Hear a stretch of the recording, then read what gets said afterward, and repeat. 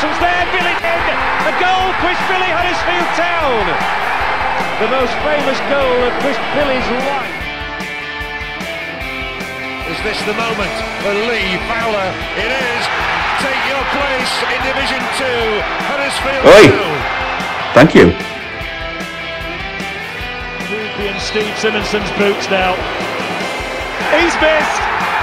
Steve Simonson clears the frame of the goal and collapses in a heap of tears. Huddersfield Town are promoted. Mustafa Schindler has a chance to write his name in Huddersfield Town legend. And he takes that chance!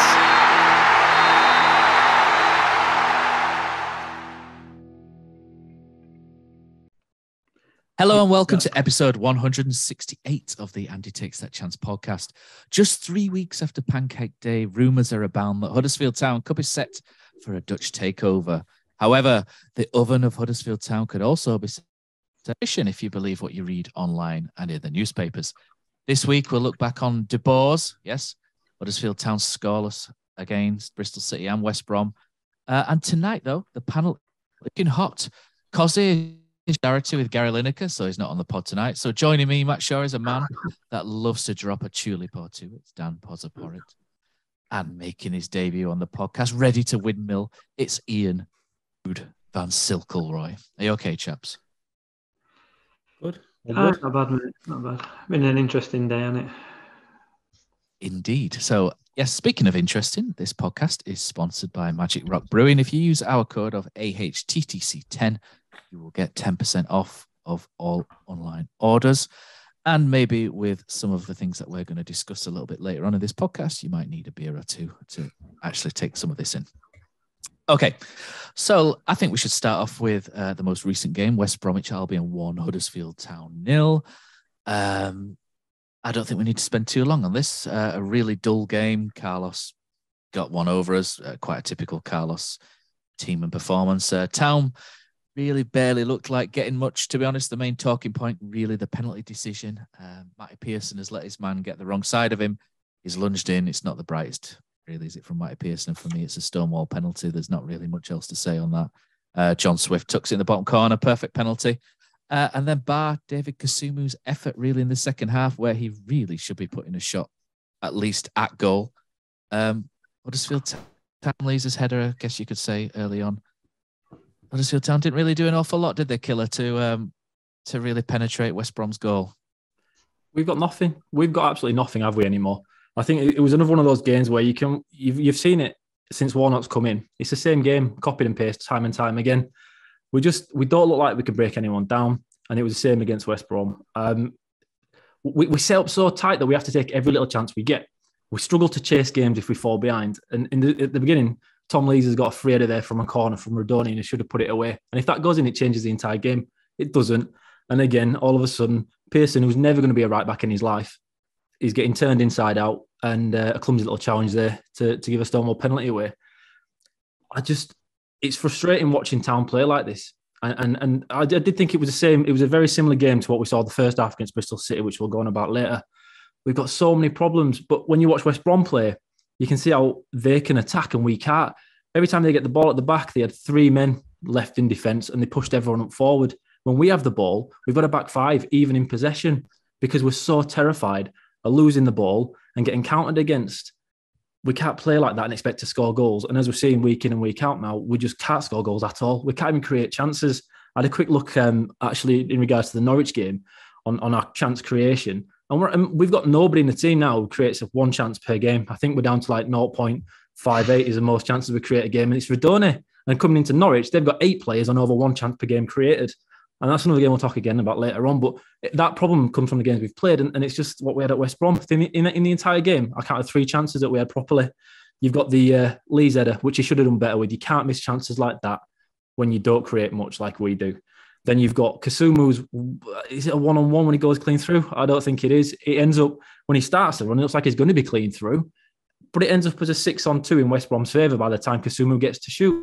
Kasumu's never going to be a goal scorer, is he? But with that lacking in creative outlets, we're expecting a guy like him to, on a half chance, put it away. because we're not going to score if we don't. And then the other chance is an overhead kick by Hellick in one of the last couple of minutes. And that's what we're clinging on to now. Chances like that on another season, any other seasons, a half chance, a snippet. But because we just create nothing, it's what we've got to cling on to. It's just Pearson at right back there. So it shows all the problems we've got this year, that now we're having to play people out of position because we've run out of options. Even Warnock, the master tactician that he is now left to playing a Stonewall centre-back who probably won't get in many other teams in the division as a centre-back anyway, playing out of position as a right-back and starting against decent wingers. It was just, it was... Not fully fit, Pearson, either, is he? No, and you can see it though. You can see him getting tired, and he's a clogging centre-back. He's an old-school centre-back. And we're expecting him now to be able to play right back and handle overlapping fullbacks if they're playing in a back three or a back five. And he's just never going to do that. We've got to play so perfect to take a point because we don't attack very much. You're expecting Pearson to play perfect at right back so we don't give any chances away. Unfortunately, he's always going to give a couple away because he's not a right back. That's what happened Saturday. And ultimately, we've walked away with no points. Go on, Poz. No, it's as Killer says, it's very much copy and paste at the moment, isn't it? I think the lack of any attacking threat whatsoever it's been a concern all season, and it was probably a concern last season, as ridiculous as that sounds, given where we finished. But we were never creating chance after chance after chance very often, and we spoke about it pretty much every episode, haven't we, Matt? About finding that creative midfielder that can actually create some. Obviously, we had Salva Thomas, who used to put a great ball in, set pieces. But at the moment, it's 2 goals in the last 7, I think it is, and just 2 in 5 since Warnock took over. Obviously, both of them came against Birmingham. It's a funny one, isn't it? Because obviously we're not right good overall. Let's just say we're not really good in defence. We've got not a right lot in midfield, and we've certainly got nothing going forward. And I thought after the Birmingham match, the sort of tactics that he employed, that sort of front to back as quick as possible, were going to be the way that we just basically play out the rest of the season. I'm not bothered by that. It's not great to watch, but after that, we've kind of not really done anything. I did say, I think either last week or the week before, that playing Burnley just after that Birmingham game probably didn't help in any way, shape or form, because we were never going to get out there, and we did go and we got rinsed, didn't we? And that seemed to knock any hope out of everybody, and it's almost like everyone's resigned to it now that we're going down. And you even get that feeling when Warnock speaks in his press conference that he's resigned to it as well. But I can't understand why, if we've not got the quality to play any style of football, literally go front to back as quick as you can, but get more bodies forward. We played against Bristol, we had just Danny Ward up there by himself. Against West Brom, we started with Waghorn up there, who, can't hold up an umbrella, can he? Let's be honest. Every time it went to him, it bounced off and then nicked it off him, or he did hold it up for a couple of seconds, but because there's nobody around, it just breaks down so fast, and then everyone who thinks about going forward has to then turn around and get back in defensive shape, because we've got to be so organised to stop any sort of creativity from the opposition. Because as Killer said, we've got to be so rigid, we've got to be so set, because there's players playing that position, there's players playing that are not fully fit, and it definitely seems like let's not concede. For me, where's Tyrese Simpson, where's Canberra? These players were brought in to play football, and they're not. So if it were me, I would literally just play. I would go 3 up front, and I wouldn't mess around with these wide forwards. I would literally play 3 centre forwards. Get them, tell them, do not move out of the lines of the 18-yard box. Stay in that central zone, and we will just kick it to you, and we will just fashion something out of anything. Just a defensive header that's not a great header, or there's 3 of you up there now, the ball will be there, just run about, cause a bit of chaos, because that's not going to be expected, is it? Let's be fair. Players, even if they're playing 3 at the back, that's a man each from to occupy. If they're playing 4, that's there's an overload then, so they're going to have to quickly change their tactics to kind of suit that, and just launch it. Just put it in the vicinity of the 18-yard box and just see what happens, because if we carry on like we are, I genuinely cannot see us winning another game this season.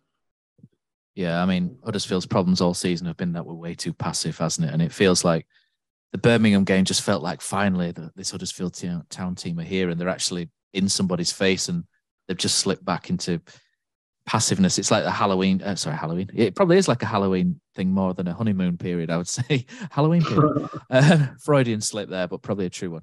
But, you know, they've obviously, Warnock's come in, he's managed to whip them up for one game, and they've just gone back to what they were like before.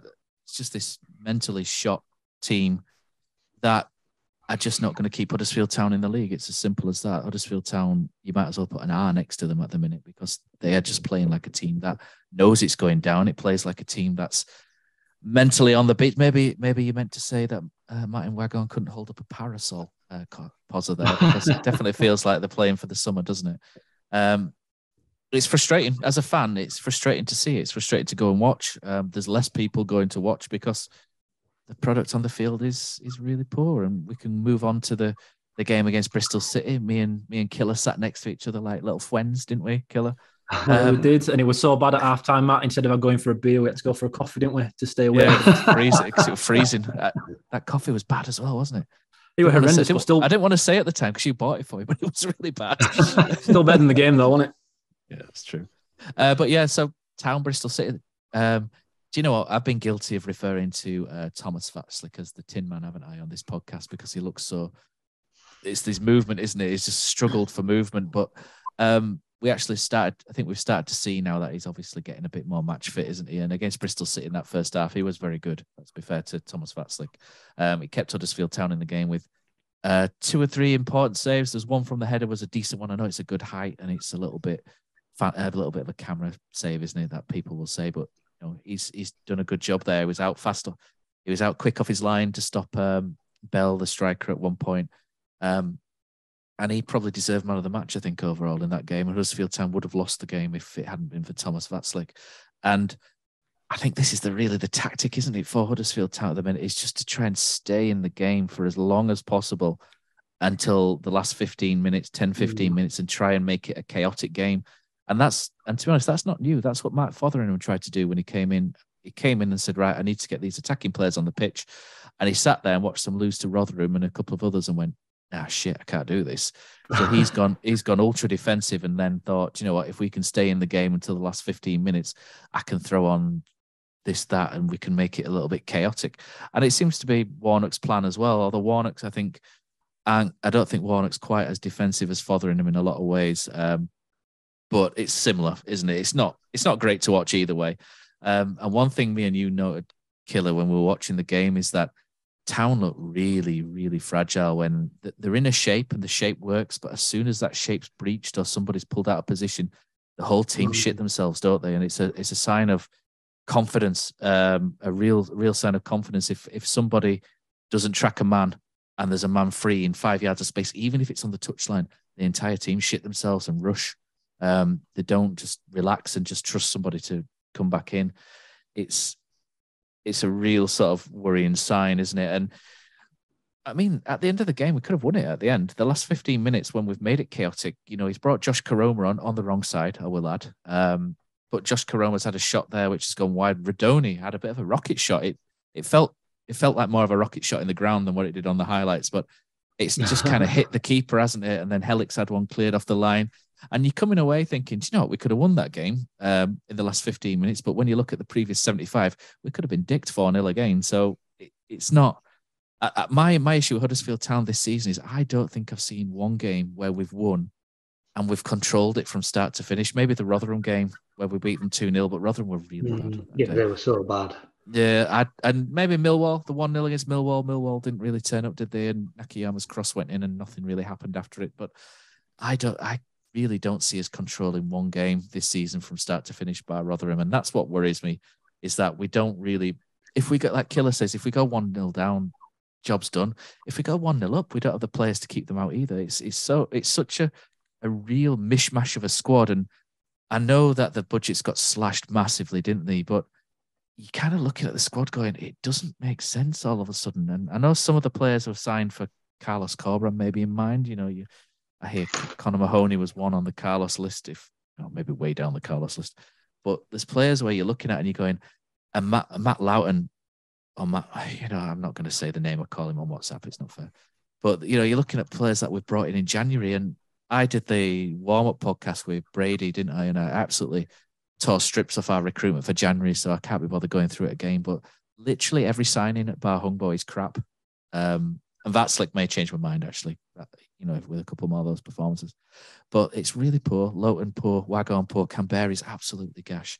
It's such bad recruitment, and I still cannot understand why we've gone and signed 2 really average strikers when the entire wage could have paid for a decent one. I just do not get that. And the recruitment is appalling for January. It really is. And again, we're left with this squad which just doesn't make sense. And that's the frustrating bit for me, is we've had 2 goes at it over the course of the season, and we've butchered it both times. And people can sit there and say it's Lee Bromby, it's Dean Hoyle, it's Dave Baldwin, etc. They've all had a go at it, and no one's come out of this well at all. So, and here we are having to make 60 minutes for a podcast up on something that we don't really want to talk about. It's not much fun, is it, guys? It's awful. You could argue it is awful. I know sorry, Carl, I know you've kind of covered the January on the warm-up, Matt, but you look at the players that came in and the players that went out, and you could argue that we've made it worse. We've made ourselves, honestly, I said it, we made ourselves weaker. We let Thomas go, we let KKH go, we let, and then brought in players that some hadn't even played or played very, very little. And it's like, well, like you say, why bring 2 in and just get 1 good one? What's the point in? I know, like, you need a squad, don't you? But why buy players and not play them? It's just pointless. The thing is, Poz, do you not think, my opinion on this was, I think we've gone into this season expecting to coast it. We knew we weren't going to challenge at the top. And I think we just thought we need to sell the club. That's a priority for this year, stay in the division. And I think there's a bit of ego there where they think the team is still good enough, but it was the coaching causing the problems. And that's why it took so long. They didn't really adjust. They didn't really bring in the right guys for us. And now we've ended up with nothing. And looking at the club, if something we'll get onto later on and financial issues are apparent, I was looking at the quick look at our first team, who we've actually got who's sellable. And I wouldn't even think we've got many assets there ready to go anywhere for anything significant anymore, which is a very strange thing, isn't it, really, for us? Because it's generally, like the Premier League again, isn't it? It is. There's nothing there that I can see. Diarra and Kamara, there's players there, but they're not ready yet. They're raw guys, aren't they? Still, they're not quite ready. You're not going to maximise that. The only ones you can really sell for money are Nichols, Helic, and Sorba, and even then, they're not at maximum value anymore. No, so and if you end up in League One, we could have sold Thomas for probably about 5 million last summer. Now you'd be lucky, with everything that's gone on, you might get $1 million with like 5, maybe. It's just total. To be fair, he's playing quite well for Blackburn. Totally away from Bristol City match. Yeah. I mean, Sorba's playing well for Blackburn. But they'll know. Look at us now with our situation. They're going to know that they can get him for next to no. Yeah. They're not going to come in with his market value, are they? Let's be fair. No, absolutely not. So yeah, lots of fun. Bristol City game. I've had my say. Killer probably said so. Turn it over to you on that. But there's not really much else to say, is there? No, it's just that we continuously set up like we're playing Barcelona. No matter who we're playing, home or away. I reckon we could, honestly, if we had an FA Cup game against a League 2 opposition, we'd probably do the same thing at the moment. It just seems that ingrained into us. It's like we are the League 2 team in an FA Cup third round going away to a Premier League team every single game that was so compact. And I didn't think Bristol City was the right game to do that. I think you've got to target games to win now. We have to find games to win. And I think we have to gamble a little bit. But I think, and I know it's Warnock, and I know everyone loves him because of what he's done before, but if you look at this from a non-nostalgic position, what he's done since coming in is very little. And in fact, I think we're actually worse than what we'd have done under Fotheringham. We've not only scored one, we've scored in one game, and you have to score goals. We have to score goals, and we have to take more risks. It's hard to do a direct comparison. I had a quick look at, we haven't played anybody Fotheringham's played. And over the Scoffers' reign, I think Warnock's 3 points up from those games. And of course, it's only a small sample and they're at home rather than away and whatnot. I get it. But as the eye test, to me, it doesn't look like we're any better at all. In fact, if he's not even picking Jordan Rhodes on the bench anymore, yet he's our top goal scorer, is he injured? Do we know actually anything what's going on there? Is he just out of choice? Is he just out of favour? I think we look less likely to score, not more likely to score, which seems very strange to me. I expected more from it. It's like we're in restrictive mode, innit? It's like we just don't want to get battered every game. So we're just trying to see what we can do. Like you say, Matt, hold on to the last 20 minutes and then twist it and go for it. We should have been 3-0 down against Bristol City at half-time. And still at the end of the game, we're walking away thinking we could have nicked that. We could have nicked 3 points. It's unfortunate. It's not unfortunate. Over the course of that game, we were really lucky to still be in it by the end of it. We really were. Vaclik was fantastic. He came out, like I say, his saves were great, but his movement off his line, which I thought he'd lost now, was there. He was really good. And he stopped chances before they became chances to most people's eyes. I thought he was fantastic. But we've got nothing going forward, like you're saying, Poz. Rodoni, it was more the West Brom game, but I spent quite a lot of time just watching Rodoni play, and I compared him to John Swift, because I think Swift's he's a right good player. But then again, if you're playing in that ACM role, it's a lot easier to be a good player when you've got loads of people overlapping. You see Rodoni get it in the final third, he's got no one. There is no one to pass to. West Brom had 3 men every single time if we had any man far forward. And what's Rodoni supposed to do there? No one can create in that position. Now, our problem is we don't have the money. We didn't have the money this year to go out and buy strikers. And when that happens, you need pace to either counter from winning possession back, or you have the pace to force mistakes and you kind of score cheap goals. That's kind of how the Cowleys always thought attacked. We didn't really dominate possession, but we had a bit of pace in the right places. Chroma was a big part of that. And we capitalised on mistakes that we forced from pace or pressure. We don't pressure. There is no pressure anymore when we're halfway up the field, because I don't think we can do that. So we're trying to avoid it, because when we do press, we break our own shape and we're easy to score against. So we can't do that. Carlos also built around having overlapping fullbacks, didn't he? We couldn't afford the strikers, so we had nice fullbacks that were fast, and then Lewis O'Brien in the middle could drive the ball forward. In the summer, we replaced none of that at all. Nakayama, Matt, we quite liked him, didn't we? We thought he was a right good player. And he was unorthodox. Anything like Toffolo, is he? He's not, but he's unorthodox, and he just got into right positions. And he caused, I don't know if it's his size or whatever, but as a fullback, he just caused a few issues. I mean, Nakayama can't carry the ball, and that's the major difference, isn't it, between him and Toffolo? Nakayama's a really nice left-sided centre-back. He'd make an amazing overlapping centre-back, wouldn't he, in a back three? But as a left-back or left wing-back, he can't carry the ball forward, and that's what our left-hand side was built around with O'Brien and Toffolo. And once we'd lost our only way to get from A to B, we were scuppered. Kasumu was supposed to be the new Lewis O'Brien, wasn't he? And I like bits of him, but he's tailed off. And going back to what you said as well, Killer, about fathering him to Warnock, I think there's one immeasurable there, which is the morale of the players and the confidence of the players. For me, under Fotheringham, that sapped badly.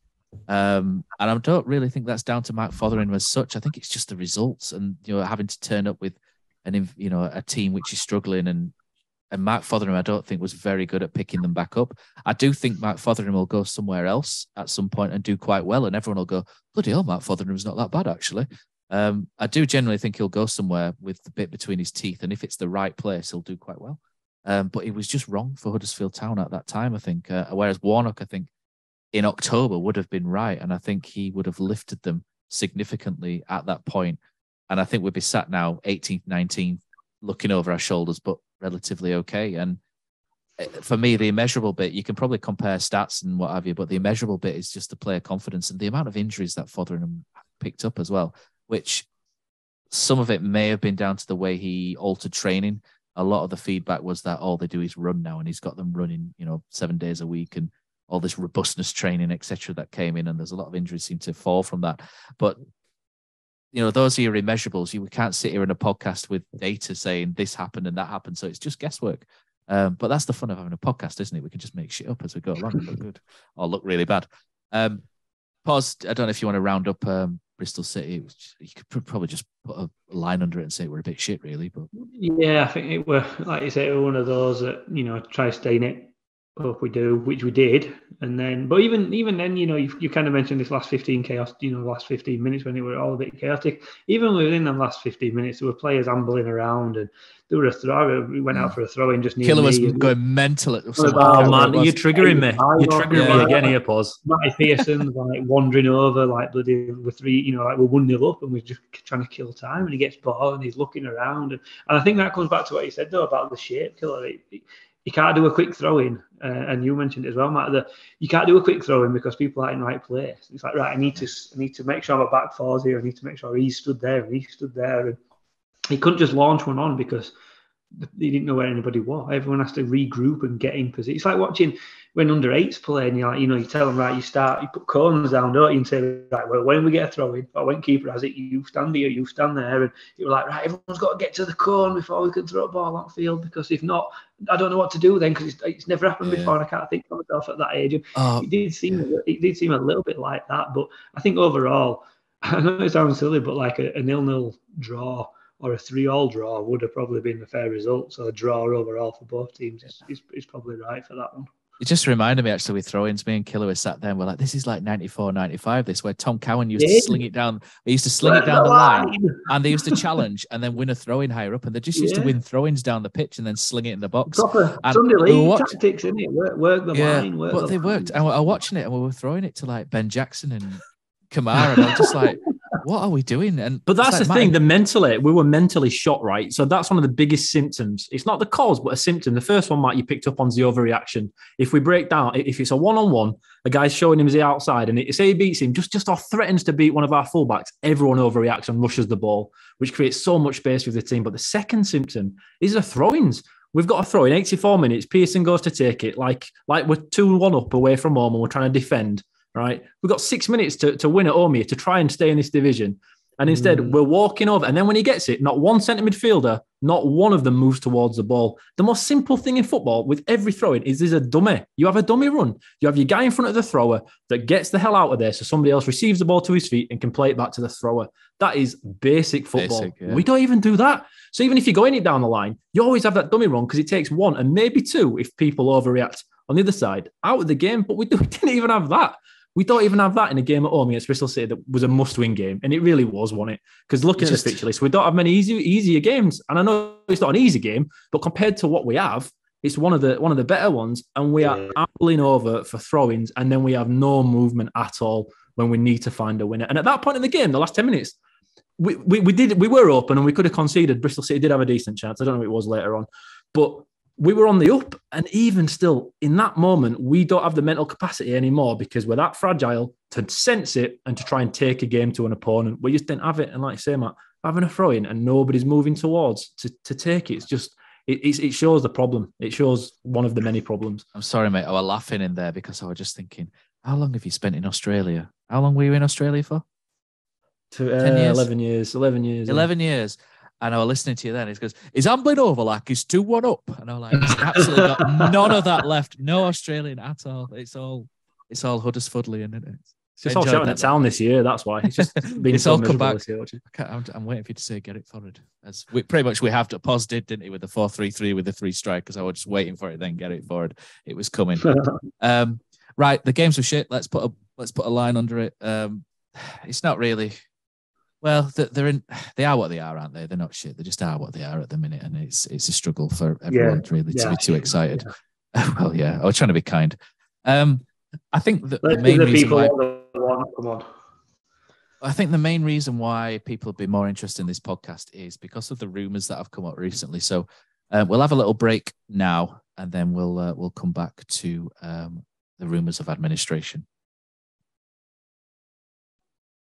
Okay. So we're back, and the rumours of administration have appeared online. Let me just stress first and foremost that it's rumours, speculation, and nothing in particular has been mooted to say that this definitely will happen. So by this, I'm responding to articles by Alan Nixon.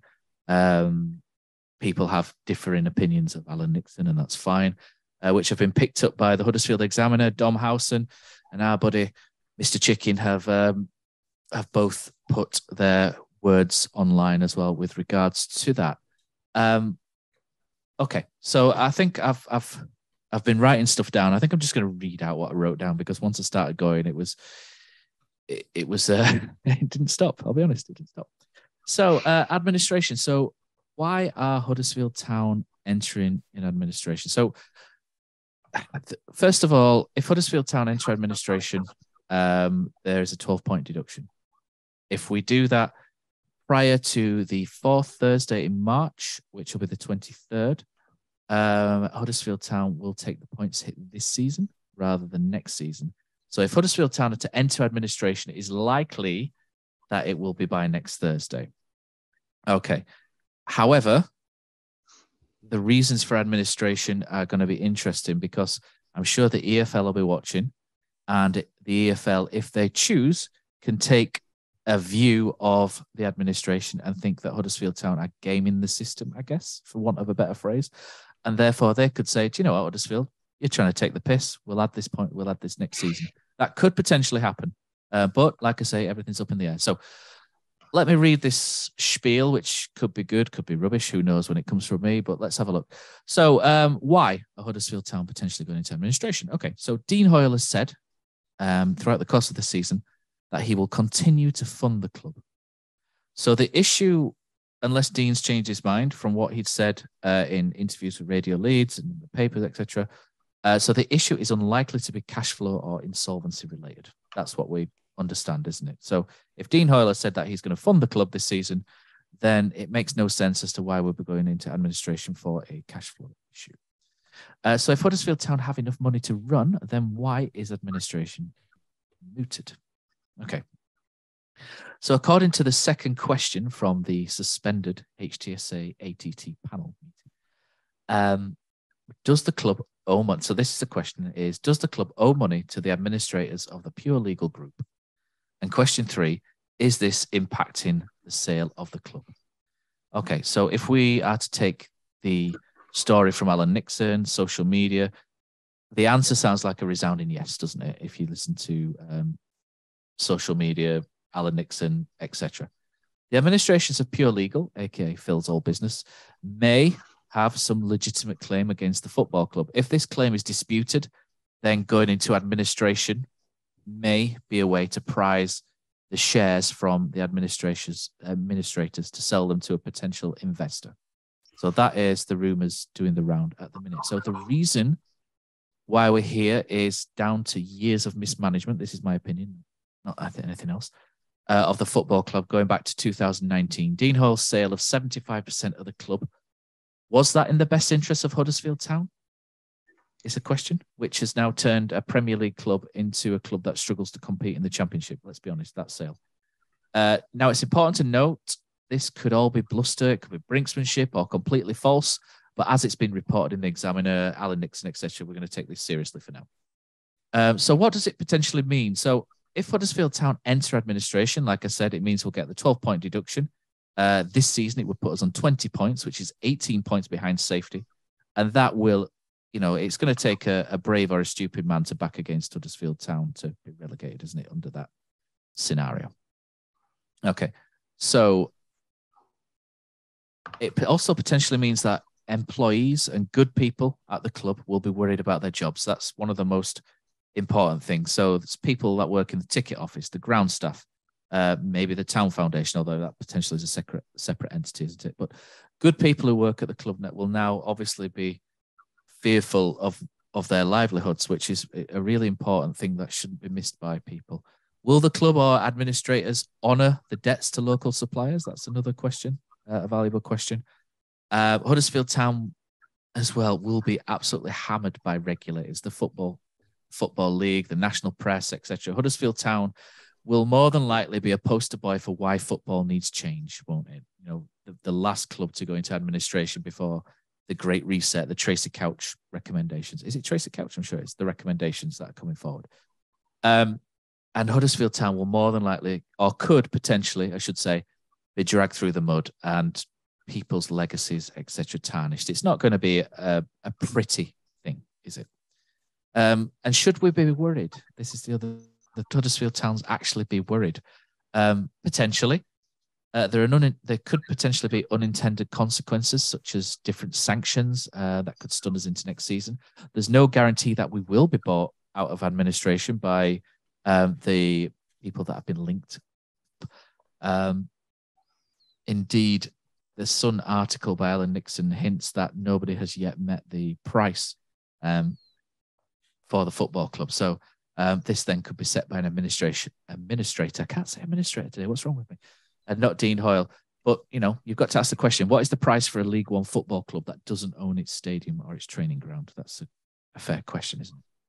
So one of my main concerns, because the last time we went into administration, the main intention, really, apart from people's jobs that people made redundant. But the main talking point or the main issue that derived from that, apart from the debt, obviously, to the players, was the stadium itself. So I have a concern over the stadium. I've had a concern over the stadium and how Huddersfield Town could run the stadium for quite a while. So if we take a walk back through or down memory lane, if you've been a Huddersfield Town fan for over 10 years, you'll remember the lime green T-shirts, won't you? I've still got one upstairs somewhere. My missus used to sleep in it for years after. The scandal around Ken Davey purchasing the shares for £2. He moved it from Huddersfield Town to Huddersfield Sporting Pride Limited, you'll remember. Ken was hammered by Dean and an army of Town fans, including myself. I'll be honest, I wasn't happy about it. Eventually, Ken sold the shares back to Huddersfield Town for £1, providing his debt was cleared. A little bit funny how some Town fans were apoplectic at that, but find it okay that Dean wants his loans back, but we'll move on.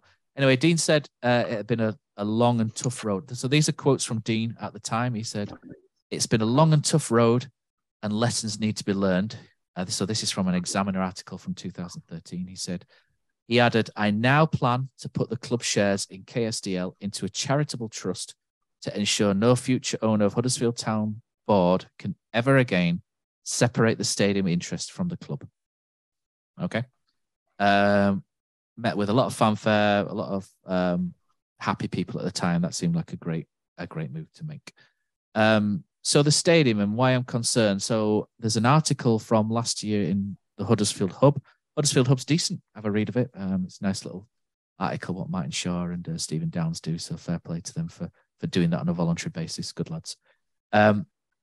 So this is from that article. The council warned in March last year that KSDL was at risk of going bust, and its financial position has since worsened, not least due to rising energy costs. The council says KSDL now faces severe cash flow difficulties. Kirklees Council had wanted to set up a community trust and was prepared to lend the trust up to 13 million to cover debts and invest in repairs to the aging stadium opened in 1994. KSDL is owned by Kirklees Council, as you know, 40% Huddersfield Town, 40%, and Huddersfield Giants, 20%, or Huddersfield Sporting Pride Limited, as it probably is. Town's previous owner, Phil Hodgkinson, had supported the creation of this trust. It was approved by the council's cabinet, but Town's position changed when Dean Hoyle took back ownership of the football club from Phil late in 2021. Mr. Hoyle vetoed the move and the trust deal was scuppered. Latterly, it was revealed at a council meeting that this deal, the £13 million loan to the trust, is now off the table, especially if the shares don't go into a trust. So as a Huddersfield Town fan and the HTSA as well, I'm sure they have asked the question in their list of 13 questions. Why was that deal vetoed? What is happening with the shares? Because as we are now aware, what Dean promised in 2013 hasn't happened by the looks of it. It'd be nice to know why that is and what the plan is for that. Because as Huddersfield Town fans, we went through not the best of places, did we, with the stadium not so long since. There were even talks at one point to even sack the stadium off, and they were looking at different places to maybe build a new one and all sorts of stuff. It was a bit of a mess, and that's something that I don't really want to go back through as a Huddersfield Town fan, especially when I quite like our stadium as it is. So yes, so that is a concern. The last bit I've got really here is surrounding the link. So the man linked with buying the club is a René Nielsen. He has been linked with a purchase thanks to Alan Nixon. Believe it or not, a Dutch clockmaker. Could you believe that? So from clogs to cloggers. There you go. There's the episode title. No, he owns Nelson Shoes in the Netherlands, not particularly clogs, but he is a shoemaker. So not particularly well off in terms of football terms. So he's not a billionaire or anything, but one who's done a great job at Alkmaar. But the Netherlands, not Peter Pan, is it? The Netherlands is a very different kettle of fish to the UK, and getting players into the UK is currently quite difficult due to the Brexit rules. So no boats and no non-internationals. And there are perils and pitfalls of multi-club ownership as well. So we'd essentially more than likely be there to serve the needs of AZ Alkmaar, not the other way around. And with the Brexit rules making player transfers more difficult, how this operates would also be a question for maybe the HTSA, maybe for us, but it also makes that a lot more difficult. So I don't really want to be AZ Alkmaar's B team, I'll be honest, especially in League One. I don't really want to be an afterthought or a secondary club. I want Huddersfield Town to be loved and cherished like we all love and cherish Huddersfield Town as the primary goal in everybody's life. But so for me, the Dutch multi-club ownership, I'm not massively a fan unless I hear something more which sets my mind at ease. My initial feeling is I'm not really as up for that as I would be being a rich man's plaything, if you like. But I've spoke for quite a while there, guys. So there's a lot there that I've been thinking about. But like I say, a lot of this at the minute is all up in the air. It's all speculation. None of what I've said really is fact, apart from the articles share of the stadium, etc., which is there in black and white. To go read that. Killer, I'll come to you first. Bit of a mess, I guess. I think we've got to refer to it as BZ Alkmaar. I think that's what we go with. If they come in, if that's where it is, that's like you're right though. Multi-club ownership, generally the one club kind of becomes a priority, doesn't it? And then everyone else kind of helps feeding into that, and that doesn't appeal to anyone. I think that appeals to me even less than putting under 21 teams in LDV Van's Trophy, Mickey Mouse Trophy, whatever it is at the moment. Upper Johns. That's the one. It's just worrying. It's worrying that the club haven't come out and directly denied it, because I think there's I think they would. Dean Hoyle's tenure, to me, has always, up until this last 18 months, and I know Phil Hodgkinson came in, but Dean's always been there and thereabouts. There's been one that's been pretty open or perceptively open. And with the HSA asking him and then the ATT meeting being cancelled, and now there's such a fanfare around, are we going into administration? Is it actually really a threat? And nothing has come out directly from the club that I'm aware of, other than referring back to the statement to the HTSA on why the ATT meeting was cancelled. Just to add, Killer, sorry, there's an update, isn't there, on the HTSA as well? Just before we came online, they have added an update, haven't they, on Twitter an hour ago, which I don't know if you've seen yet, but it just says the club stance remains. The statement that was released regarding the cancellation of the ATT meeting, note the statement in question did not refer to administration. We followed up and would like the ATT panel to be convened to give HTFC fans clarity. So they've gone full Mark Fotheringham there and asked for clarity, which is nice. So go on. It's a nice one. It's just the entire and a thing that has come to mind as well is when Dean bought the club, right? Considering now, Matt, you've mentioned that the stadium shares and the training facility, I know we don't have the up-to-date budget, financial figures, do we? They haven't been out, like the accounts haven't been out for a while. There's quite a delay. So I'm guessing something may have changed on Company's House. It's not on there just yet. So again, this might be wrong. But when he bought the club, I'm pretty sure he said he overpaid for something with no assets because he didn't own anything. There was something... that rings a bell.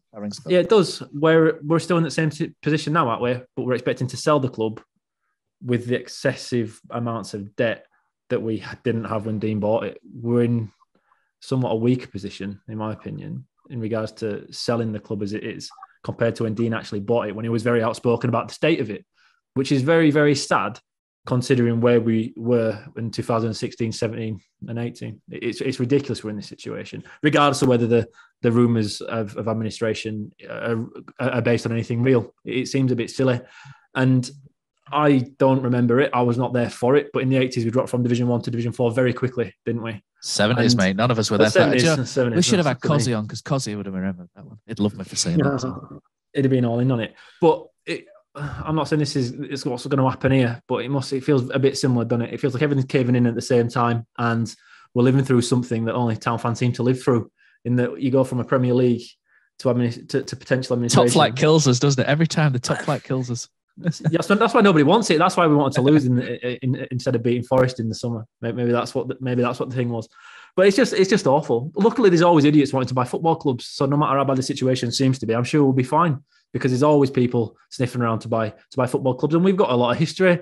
We're a largish club. We'll be appealing to somebody with too much money, I'm sure. But it's just sad that this definitely feels like the beginning of the end of the Hoyle era to me. And Hodgkinson felt like a bit. It was Hoyle's chosen successor, wasn't he, really? Apparently, he handpicked him when other people were interested. I'm sure there are no financial reasons for that whatsoever, but he was chosen because he wanted him to do it. However, it's backfired a little bit, and now it's not. It hasn't worked the way we expected it to. And this really does feel like the beginning of the end of Huddersfield Town that got us to the Premier League. And with how poor it is on the field at the moment, it really feels like the next 12 months will be a club we've not seen before. It'll be a new club to us as well as supporters. Poz? Yeah, I mean, there's been rumours, haven't there, for a while about, you know, going into administration, and you know, the timing seems very convenient in regards to people have kind of realised that we're pretty much guaranteed to be relegated, so let's take the hit now, which makes sense. I don't agree with it. You know, it's a bit cheating. Not very honest, is it? You know, the club talks in its club charter about being, you know, morals and integrity and all that sort of stuff, and this seems to go against that. I think the whole situation actually seems someone's literally looked at the club charter and gone against pretty much everything that's in there at the moment. Yeah, I think that I've made a few brief points just to kind of go through. I think the saving thing is a tactical admin rather than a monetary thing. So, you know, you've seen a lot online and Twitter people saying, you know, we've got no money and all that sort of stuff. Well, I think it's more of a tactical administration, prepackaged, I believe is the phrase that's used in that sort of circles. And I know that happens pre-packed admin, yeah. Pre-packed. Yeah, oven ready, as Mr. Johnson used to say. Don't mention that whopper. And I know that's very common in commercial worlds. I know Mike Ashley does a lot of that kind of work, you know, taking over businesses, doing it that way rather than like the normal way. So, you know, at least we're kind of secure in that respect. You know, we're not kind of looking over our shoulder thinking, you know, how can we pay the bills? Are we going to be liquidated? So that is kind of like one little comfort, I suppose. But I just find it all, the whole situation, I find it embarrassing. I find it an embarrassment that two men who, you know, will be in a position that none of us will ever be in that the fact that they've been able to be the custodian, and he used that word purposely because that's what Dean Oil used to call it. He called himself a custodian. He's not the owner. He's there to look after the club. He passed it on to Phil under the same kind of, you know, ideology. And it's such a shame that these two men who are fans of Huddersfield Town, I've seen people say claim to be fans. I don't agree with that. They are fans. They are fans. You know, there's Dean Oil, he ran up pitch at Bury Away and all that kind of stuff. That's awesome. Yeah, that's an awesome video. Yeah. You know, they are fans of the club. But money changes people, doesn't it? And it can change the outlook, and money becomes all important. And I think that's kind of where they are. Like I say, I find it embarrassing as a fan for the club to be going through this again. It's not long, was it? 20 years since we were in this situation before, and you know we're there again now, and it's just not right, is it? There's obviously the knock-on effect if it is a pre-packed administration. Obviously, there, Matt, you've touched on, you know, staff and suppliers, you know, people we may own money to.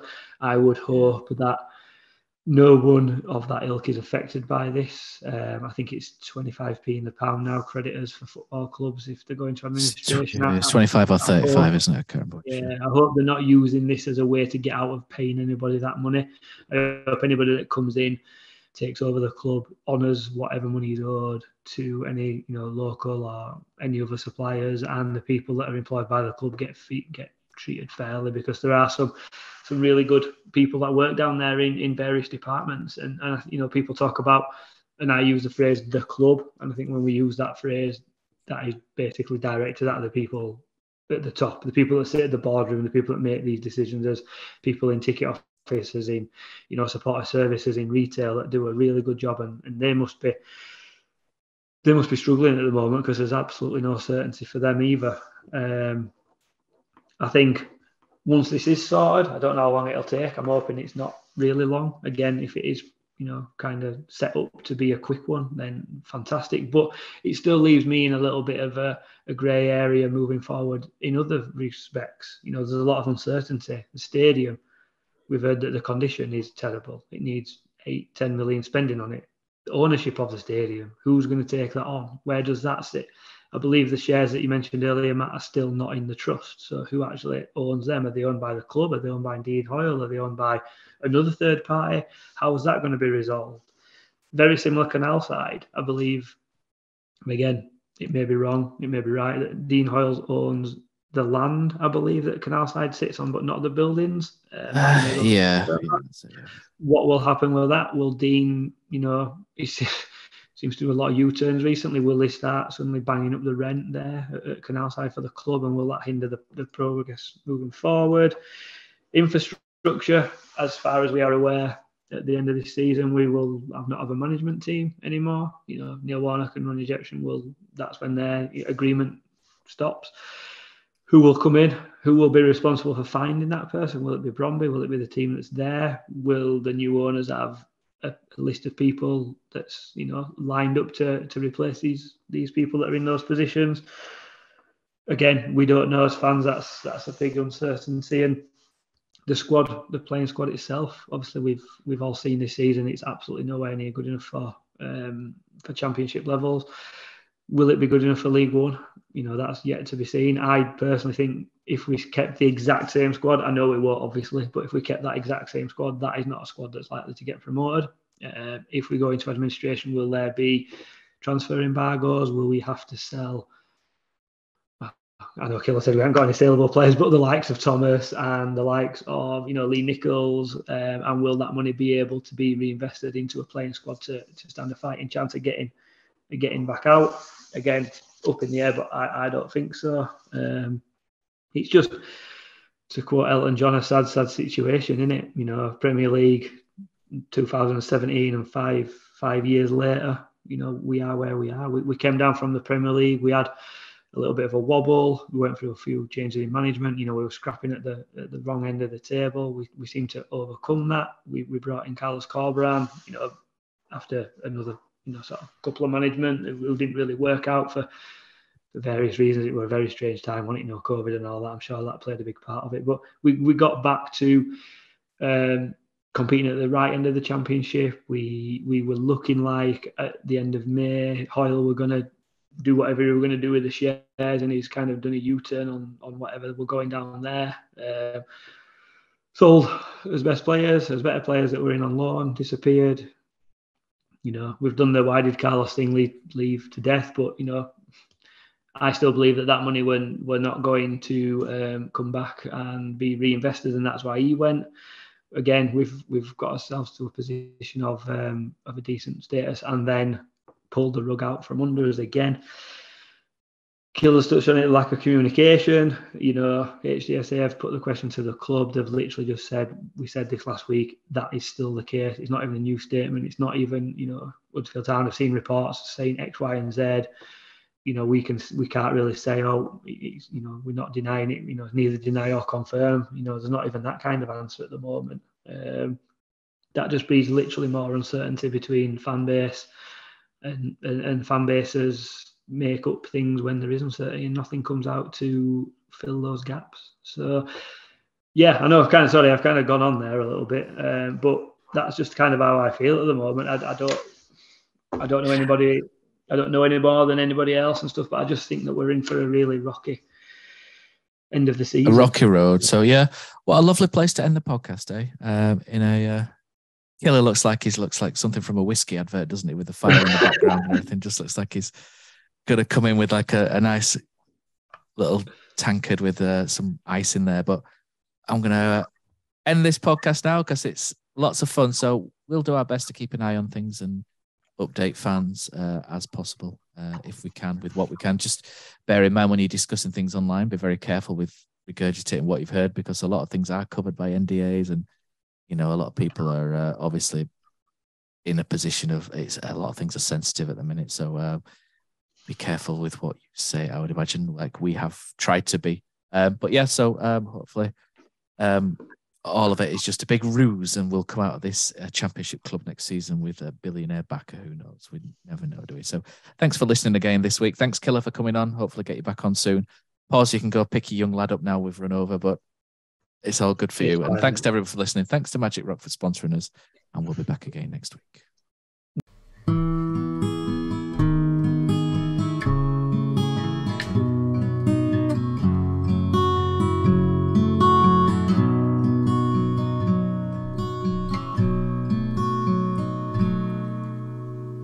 There's a team that is dear to its followers.